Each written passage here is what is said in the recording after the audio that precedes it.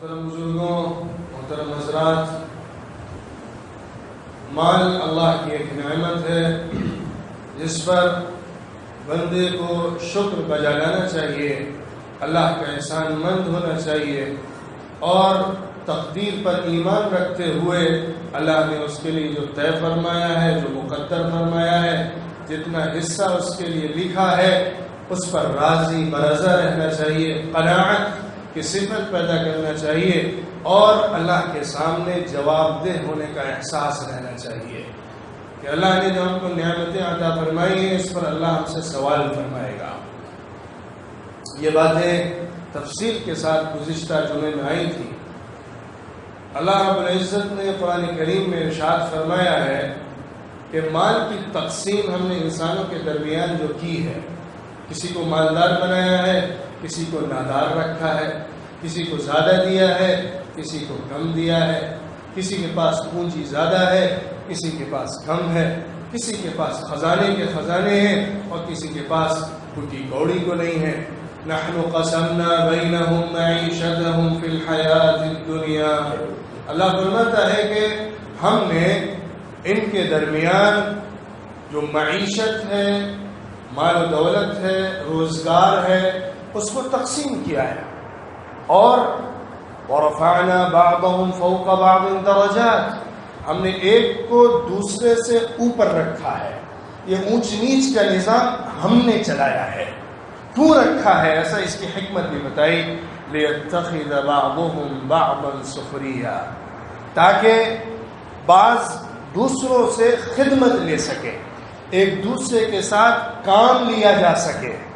سب کے اندر اگر برابری ہوگی تو دوسرے کا کون کام کرے گا؟ یہ دنیا کیسے چل سکے گی؟ ایک انسان دوسرے کی خدمت کرتا ہے، دوسرے کی ملازمت کرتا ہے، دوسرے کے ہاں کام کرتا ہے، دوسرے کے روزگار کو تلاش کرتا ہے، دوسرے کے روزگار پر اپنی کمائی کا انحصار کرتا ہے۔ کیوں؟ تاکہ دوسرے کو اس کی ضرورت ہے، اس کی محنت کی، اور اسے اس کے مال کی ضرورت ہے۔ تو یہ تفاوت، یہ درجات، یہ اونچ نیچ اللہ رب العزت نے انسانوں کے درمیان ایک عظیم حکمت کے تحت رکھی ہے، تاکہ ایک دوسرے سے فائدہ اٹھایا جائے، ایک دوسرے کی خدمت کی جا سکے۔ یہ بتائیے اگر سب کے سب ایک اسٹینڈرڈ کے ہوتے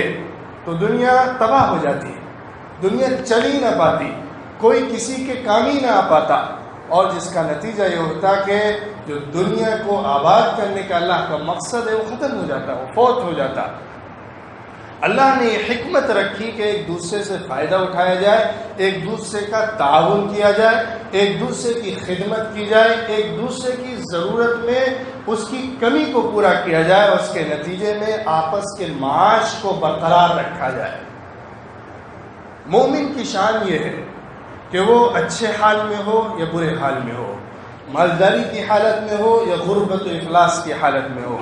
زیادہ پیسہ ہو کم پیسہ ہو، پریشانی اور تکلیفیں اور مصیبتیں ہوں یا راحتیں اور اللہ کی طرف سے انعامات کی برساتیں ہوں، دونوں حالت میں وہ اللہ کے دین پر قائم رہ کر اپنی آخرت بنا سکتا ہے۔ اور دونوں حالتوں کی دو الگ الگ کیفیتیں اور صفت ہیں۔ جب نعمتیں حاصل ہوتی ہیں اور اللہ کی احسانات کی برسات ہوتی ہے تو اس وقت مطالبہ شکر کا ہے، اور جس وقت پریشانیاں اور تکلیفیں ہوتی ہیں اس وقت مطالبہ صبر کا ہے۔ ایک موقع پر اللہ کے رسول صلی اللہ علیہ وسلم نے فرمایا، میں دعا کرتا ہوں اللہ سے کہ مجھے ایک دن کھلائے اور ایک دن نہ کھلائے، تاکہ جس دن ملے اس دن اللہ کا شکر ادا کروں، اور جس دن نہ ملے اس دن اللہ کی تقدیر پر، اللہ کے فیصلے پر صبر و قناعت کا اظہار کر سکوں۔ دونوں حالتوں کو حاصل کرنا اور دونوں حالتوں میں جو اللہ تعالیٰ اس کے سلسلے میں مقدر فرمائے اس پر راضی رہنا ایک مومن کی نشانی ہے۔ اللہ کے رسول صلی اللہ علیہ وسلم نے ایک حدیث میں ارشاد فرمایا، عجبا لامر المؤمن ان امره كله خیر ان اصابته سراء شکر فكان خیرا له وان اصابته ضراء صبر فكان خیرا له۔ مومن کا معاملہ تو بڑا عجیب و غریب ہے، اور یہ چیز صرف مومن کے لیے ہے کہ اگر اسے کوئی اچھی چیز حاصل ہوتی ہے، فرحت بخش، سعادت والی چیز، خوشی کی چیز، راحت کی چیز حاصل ہوتی ہے تو وہ اللہ کا شکر ادا کرتا ہے، جس کے نتیجے میں اللہ کی رضا حاصل کرتا ہے۔ اور اگر اسے کوئی تکلیف دہ چیز مصیبت لاحق ہوتی ہے تو صبر کرتا ہے اور اس کے نتیجے میں اللہ کی رضا حاصل کرتا ہے، اللہ سے قریب ہوتا ہے۔ یہ معاملہ مومن کے لیے خاص ہے کہ ہر حالت میں وہ جس طبقے سے متعلق ہو، جس حالت میں ہو، معاش کے، مالداری کے، غربت کے، اس میں وہ اللہ تک پہنچ سکتا ہے، دین کو اختیار کر سکتا ہے اور اپنی آخرت بنا سکتا ہے۔ ایسا نہیں ہے کہ اللہ رب العزت نے آخرت صرف غریبوں کے لیے رکھی ہے، اور ایسا بھی نہیں ہے کہ اللہ نے آخرت صرف مالداروں کے لیے رکھی ہے۔ اللہ نے آخرت کا نظام اور آخرت کی کامیابی ہر انسان کے لیے رکھی ہے جو چاہے، ہر انسان کے لیے اس میں راستہ کھولا ہے جو اس راستے پہ آنا چاہے۔ یہ اللہ کی طرف سے ایک کھلا دروازہ ہے، جو چاہتا ہے اس میں داخل ہو سکتا ہے۔ اسلامک اکنومی، اسلامی اقتصادیات، اسلامی نظام معیشت سسٹم جو معاشیات کا ہے وہ بالکل الگ ہے اس سے جو آج دنیا میں رائج ہے۔ دنیا میں ایک عرصے سے سرمایہ دارانہ نظام چلتا تھا جس کو کیپٹلزم کہتے ہیں، اور آج کی جدید اصطلاح میں فری مارکیٹ اکنومی کہتے ہیں۔ اور دوسری طرف اس کے ریاکشن میں 1-2 صدی پہلے کمیونزم پیدا ہوا، جس نے کافی دنیا میں ہلہ مچایا اور مشرقی ممالک میں خاص طور پہ بہت تیزی سے پھیلا۔ کچھ مغربی ممالک میں بھی اس کو ایکسیپٹ کیا گیا، چائنا سے لے کر رشیا تک اور شام سے لے کر عراق تک، الجزائر سے لے کر مصر تک، سارے ممالک کمیونزم کی لپیٹ میں آئے، چاہے وہ کمیونزم کے نام سے آئے ہوں یا سوشلزم کے نام سے آئے ہوں، جیسا کہ اسلامی ممالک میں اسلام کو لیا گیا۔ دوسری طرف یورپین ممالک میں کیپٹلزم کا دورہ تھا، کیپٹلزم کی طاقت تھی، اس کا سکہ تھا۔ دونوں کی اپنی خصوصیتیں ہیں، دونوں کا اپنا طرز نظام ہے، اور دونوں کی اپنی الگ الگ اسپیشیز ہیں۔ میں اس کی تفصیل میں زیادہ نہیں جاتا، اشاروں میں ان کے جو اصول ہیں، ان کے جو فاؤنڈیشنز ہیں، اس پر نگاہ ڈالتے ہوئے اسلامی نظام اور اسلامی سسٹم جو ہے اس کو آپ کے سامنے بنیادی اس کے جو خطوط ہیں، بنیادی اس کی لائنز ہیں، اس کو رکھنا چاہتا ہوں۔ کیپٹلزم ایک شخصیت، انڈیویجول انڈیپینڈنس کو ایکسیپٹ کرتا ہے اور اس کو انکریز کرتا ہے اور اس پر ڈیپینڈ کرتا ہے۔ اس کے اندر بیس یہ ہے کہ ایک شخص، ایک انسان اپنی مال میں، اپنی کمائی میں، اپنی ترقی میں فلی آزاد ہے۔ وہ جیسا چاہے، جہاں سے چاہے، جو راستہ اختیار کرنا چاہے وہ اس کو اختیار کر سکتا ہے، اور اپنی خواہشات کو پورا کرنے کے لیے اس کو کلی آزادی حاصل ہے۔ اس پر کوئی روک لگانا، اس کی ترقی میں آڑ پیدا کرنا، اسٹیٹ کی طرف سے اس کے لیے بندشیں پیدا کرنا، یہ غلط ہے، خلاف عقل ہے اور خلاف نظام ہے۔ اس لیے انسان کو فلی آزادی دینی چاہیے، وہ جیسے چاہے اپنی اکنامی کو بڑھائے، جیسے چاہے اس کو آزادانہ طریقے پر، جیسے چاہے دوسروں کا استحصال کر کے اپنی ترقی حاصل کرے۔ دوسری طرف جو کمیونزم ہے، جس کو ایک اچھا سا نام سوشلزم کا بھی دیا گیا، جس کی اساس میں، اس کی بنیاد میں کمیونزم ہی ہے، اس کی بنیاد اس پر ہے کہ جو کیپٹلزم ہوتا ہے وہ استحصال کرتا ہے، ایکسپلائٹیشن کرتا ہے، اور اس کی بنیاد پر ڈسپیوٹ ہوتا ہے، لوگوں کے درمیان ایکسپلائٹیشن کا عمل دخل شروع ہو جاتا ہے۔ ایک انسان اپنی ترقی کے لیے دوسروں کو استعمال کرتا ہے اور سارے سورسز پہ قبضہ کر لیتا ہے، جس کی بنیاد پر وہ لوگوں کو اپنا محتاج بناتا ہے، اور محتاج بنانے کی وجہ سے وہ ان کو استعمال کرتا ہے اور ان کو ان کے ضرورت کے بقدر اور ان کے کام کے بقدر حق نہیں دیتا ہے۔ اس لیے یہ جو سسٹم ہے، یہ کیپٹلزم کا سسٹم غلط ہے، صحیح نہیں ہے، غریبوں کے مخالف ہے، کام کرنے والوں کے مخالف ہے، لیبر مخالف ہے۔ لہٰذا ضرورت اس بات کی ہے کہ اس کی ذمہ داری اسٹیٹ کے پاس ہو، اسٹیٹ لوگوں کے درمیان تقسیم کرے مال کو، سورسز کی ملکیت کسی فرد کی نہ ہو، انڈیویجول کوئی شخص کسی سورس پہ قابض نہیں ہو سکتا، اس کا مالک نہیں ہو سکتا، بلکہ اسٹیٹ اس کا مالک ہوگا. اور اسٹیٹ کی ملکیت میں انسانوں کی ضروریات کے اعتبار سے ان میں تقسیم کیا جائے گا. اس میں ڈیولپمنٹ ہوا، اس میں بہت سارے نظریات چینج ہوئے، لینن، میسولوئی، اور ان کے درمیان بہت فرق ہوا. جب یہ پریکٹیکل لائف میں آیا تو چینج ہو گیا اپنی تھیوری سے، اور چائنا میں آیا تو دوسرا ہوا، رشیا میں آیا تو دوسرا ہوا، عرب کنٹریز میں آیا تو اس کے اندر کچھ دوسری چیزیں پیدا ہوئیں. اس لیے ایکچوئل اس کی کوئی ٹرم یا اس کی کوئی تعریف صحیح طور پر نہیں کی جا سکتی، یہ بڑی رد و بدل ہے. اور لیکن بنیادی طور پر جو فیکٹ ہے،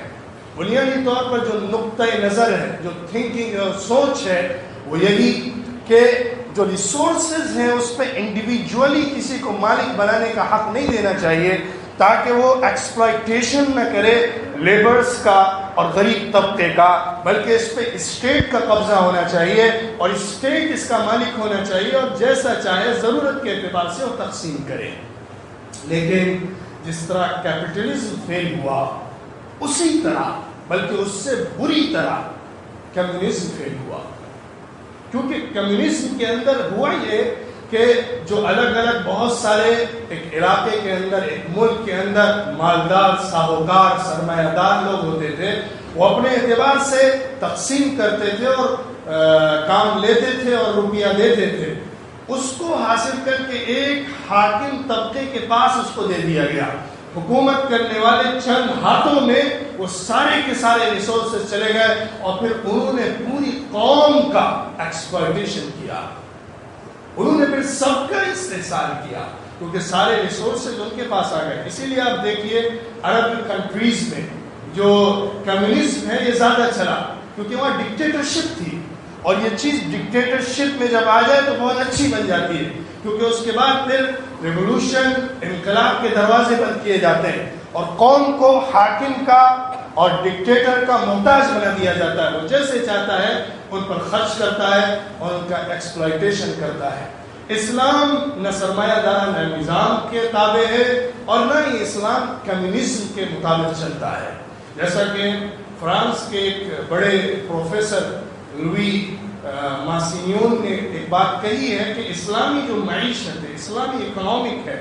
یہ کیپٹلزم اور کمیونزم کے بیچ کی ایک چیز ہے. اس کے اندر کیپٹلزم پورے طور پر نہیں ہے اور کمیونزم پورے طور پر نہیں ہے. اور صحیح بات ہے کہ اسلام کیپٹلزم اور کمیونزم کے درمیان کی ایک نئی راہ دکھاتا ہے، جو آج دنیا میں نظر نہیں آتی اور دنیا اس سے دور ہے. جبکہ آج سے 200-300 سال پہلے سارے عالم میں، بلکہ نصف دنیا میں، آدھی دنیا میں اسلامک امپائر کے تحت وہ نظام چلتا تھا. جس شکل میں چلتا ہو، لیکن وہ موجود تھا، اور اس نے پوری دنیا کے اندر جو خیر پیدا کیا، جو آسانیاں پیدا کی، اور جو بیلنس سسٹم اور بیلنس اکنامی دی، وہ کسی اور نظام کے ذریعے سے حاصل نہیں ہو سکی. اسلام، جیسا کہ بعض لوگوں نے یہ کہا اور اس کی تاریخ میں یہ بات کہی کہ اسلام بیلنسڈ اور کنٹرولڈ کیپٹلزم کہی جا سکتی ہے. اسلام کا جو نظام معیشت ہے، اسلام کا جو اقتصادی سسٹم ہے، اس کو بیلنسڈ کیپٹلزم کہا جا سکتا ہے، کیونکہ اسلام نے انڈیویجول انڈیپینڈنس کو چھینا نہیں ہے.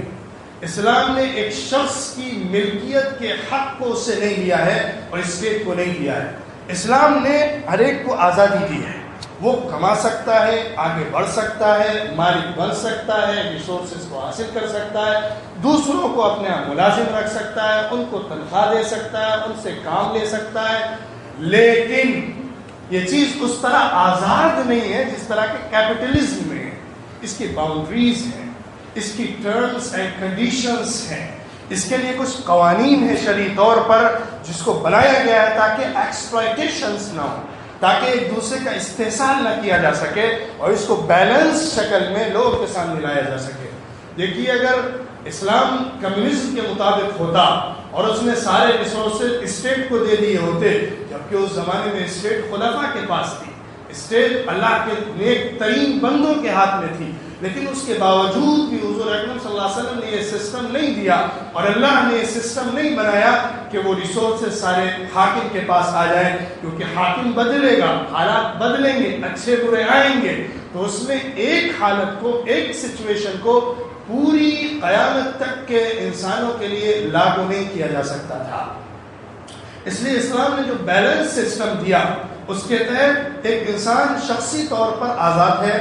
کما سکتا ہے، ریسورسز پہ مالک بن سکتا ہے، اس کا حق رکھتا ہے، دوسروں کو ملازمت دے سکتا ہے، لیکن اس کو صحیح طریقے پر، صحیح انداز میں، اس کے حقوق کی رعایت کرتے ہوئے، اس کی ضروریات کا لحاظ کرتے ہوئے، اسٹیٹ کی نگرانی میں بغیر ایکسپلائٹیشن کے اس چیز میں آزادی کے ساتھ آگے بڑھ سکتا ہے۔ لیکن اگر ایکسپلائٹیشن شروع ہوا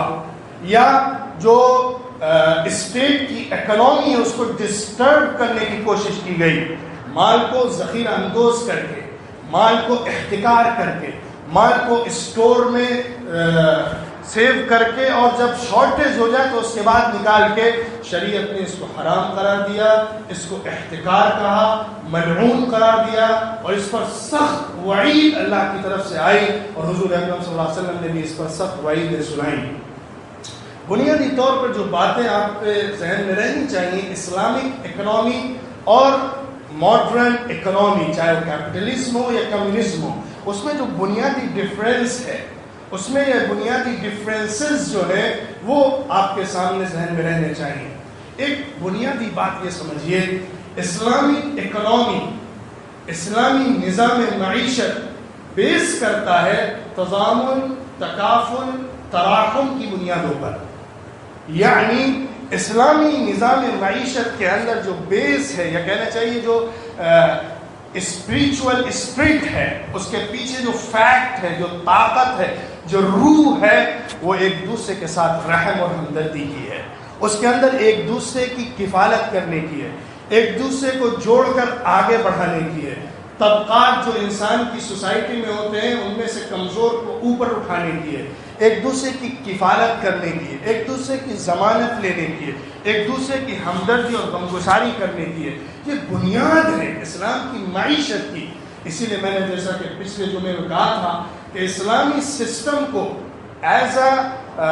لاس صرف نہیں سمجھا جا سکتا، کیونکہ اسلام کا جو سسٹم آف اکنامی ہے اس کے اندر صرف لاز نہیں ہے، بلکہ اس کے پیچھے بہت سارے حقائق ہیں، بہت ساری اسپریچول کمانڈس ہیں، بہت ساری مورالز ہیں، یا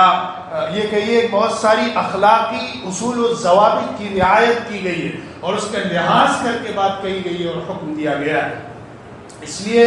اسلام کے اندر جو اکنامی کو ڈیولپ کیا گیا ہے، بنایا گیا ہے، پیش کیا گیا ہے، اس کے اندر ایک دوسرے کے ساتھ ہمدردی کے جذبے کو پیدا کیا گیا ہے، ایک دوسرے کے لحاظ کو رکھنا ہے، ایک دوسرے کے کفالت کرنی ہے، مالدار غریب کی کفالت کرے، زیادہ پیسے والا کم پیسے والے پر خرچ کرے، ایک دوسرے کی ضروریات کی تکمیل کریں، اس کا لحاظ رکھیں، کام لینے میں ہلکا کریں، کام صرف اپنی ضرورت اور اپنے مقصد کے لیے نہ حاصل کر لیا جائے، ملازم کا خیال رکھا جائے، اس کا لحاظ رکھا جائے، اس کا خون اور اس کا پسینہ خشک ہونے سے پہلے اس کو اس کا روزینہ اور اس کی سیلری دے دی جائے، اور اس پر اتنا بوجھ نہ ڈالا جائے کہ وہ اس کو برداشت نہ کر سکے، ہلکا کیا جائے، اور خاص طور پہ نماز اور روزے اور رمضان کے مہینے میں اس کے لیے آسانی دی جائے۔ یہ ساری تعلیمات، یہ ساری باتیں ایک دوسرے کے تعلق سے ہمدردی کا جذبہ پیدا کرتی ہیں،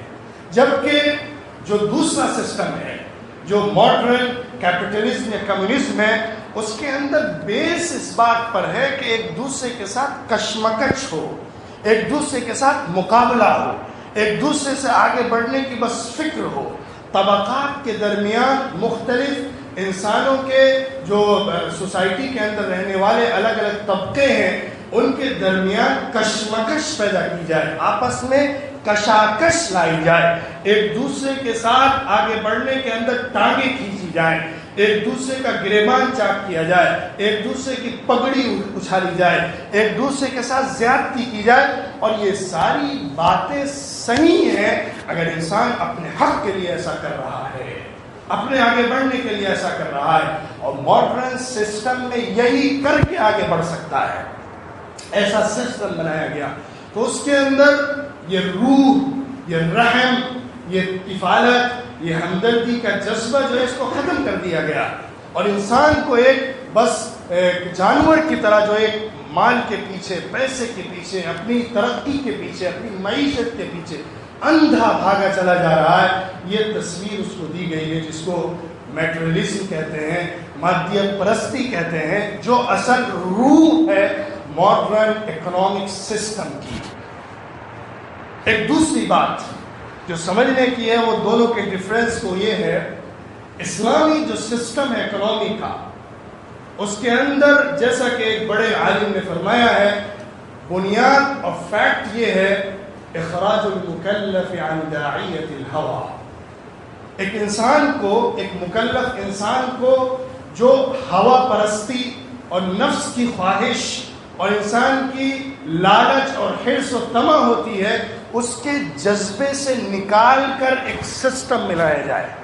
اسلامی اکنامی یہ کرتی ہے، ایک انسان کو جو اس کے حد سے نکلنے والے جذبات ہیں، اس کی جو خواہشات ہیں جو کبھی ختم نہیں ہونے والی ہیں، اس کو بیلنس اور کنٹرول کر کے صحیح رخ پر اس کو چلایا جائے۔ جبکہ دوسری طرف آپ دیکھیے کہ جو ماڈرن سسٹم ہے، جو کیپٹلزم اور کمیونزم ہے، اس کے اندر بات یہ ہوتی ہے، خاص طور پر کیپٹلزم کے اندر، کہ انسان کی جو خواہش ہے، انسان کی جو چاہتیں ہیں، انسان کی جو امیدیں ہیں، اور انسان کے اندر جو حرص اور لالچ ہے، اس کو کوشش کر کے زیادہ سے زیادہ پورا کرنے کی فکر کی جائے۔ اس کے اندر بات یہ ہوتی ہے کہ انسان جتنا زیادہ اپنی لالچ کو پورا کر سکتا ہے، اپنی حرص کو پورا کر سکتا ہے، تو اس کے لیے روک نہیں آنی چاہیے، اس کو آزادی ملنی چاہیے اس بات میں ترقی کرنے کے لیے۔ جبکہ اسلامی نقطۂ نظر سے بات یہ ہے کہ انسان کی خواہشات کبھی ختم ہونے والی نہیں ہے، جیسا کہ اللہ کے رسول صلی اللہ علیہ وسلم نے حدیث میں فرمایا کہ اگر کسی انسان کو، آدم کی اولاد کو، ایک وادی سونا مل جائے تو اس کی خواہش ہوگی کہ دوسری وادی بھی مل جائے، دوسری مل جائے تو خواہش ہوگی تیسری بھی مل جائے، اور اس کے منہ کو صرف قبر کی مٹی ہی بند کر سکتی ہے۔ یہ انسان کی ایسی خواہش ہے جو کہیں جا کے رکتی نہیں ہے، اس لیے اس کو کنٹرول کرنا ضروری ہے، جو ہماری اسلامک اکنامی کنٹرول کرتی ہے، جبکہ دوسری اکنامیز اس کو کنٹرول کرنے سے عاجز اور خالی ہے۔ اسلامک اکنامی، اسلامی نظام معیشت جو ہے، اس کے اندر ایک بنیادی عنصر امانت کا ہے۔ اسلامی اکنامی کے اندر جو بات کہی جاتی ہے وہ امانت داری کی کہی جاتی ہے۔ سارا معاملہ امانت ہوگا، اور امانت کا جو کنسپٹ ہے اسلام کے اندر، وہ ایز اے پالیسی نہیں ہے، بلکہ وہ اللہ کی طرف سے ایک حکم اور ایک شرعی قانون، اور اللہ کے یہاں اس کے سلسلے میں جواب دہ ہونے کے احساس، آخرت میں اس کے بدلے، اس پر جنت کے وعدے اور اس کو چھوڑنے پر جہنم کی وعید سے جڑا ہوا ہے۔